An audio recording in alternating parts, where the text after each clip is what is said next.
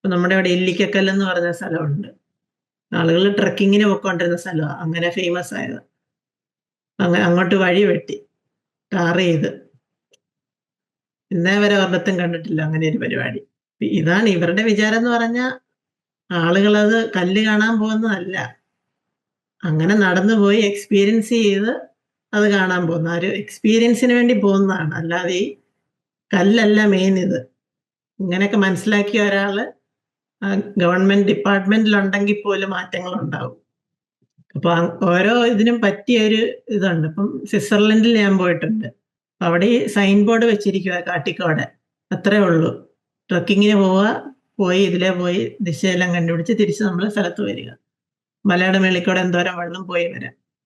അപ്പൊ അങ്ങനെ വേറെ വഴി അങ്ങനെയൊന്നുമില്ല, വലിയ വഴികളൊന്നുമില്ല. അപ്പം വലിയ മലകളാണേൽ കുന്നിടിച്ച് നിരത്തി അങ്ങോട്ട് വഴി വെട്ടുന്നതിനെക്കാട്ടിലും ചെലവ് കുറവാണ് അങ്ങോട്ട് റോപ്പ് വേ പണിത് അങ്ങോട്ട് പോവുക എന്നുള്ളത്. അപ്പൊ ആ റോപ്പ് വേ കയറിയ ആൾക്കാർക്ക് അങ്ങോട്ട് പോവാം, കാഴ്ചയെ കണ്ടിട്ട് തിരിച്ച് താഴോട്ട് വരാം. അങ്ങനെ രണ്ട് മലകൾ തമ്മിൽ അങ്ങോട്ടും ഇങ്ങോട്ടും പോവാം. അപ്പൊ അങ്ങനെയൊക്കെ ഒത്തിരി ഇതുണ്ട്. ഒന്നെങ്കിൽ ലോകം കാണാഞ്ഞിട്ടാണ്, പൊട്ടക്കണ്ടി താമസിക്കുന്ന താവള എന്നൊക്കെ രീതിയിൽ പറയാം, അല്ലെങ്കിൽ വേണ്ടാഞ്ഞിട്ടാണ്. പിന്നെ ആളുകളെ പറ്റിക്കുക, അങ്ങനെയുള്ള പരിപാടിയൊക്കെ. കാരണം ആൾക്കാർ പ്രതികരിക്കത്തില്ല.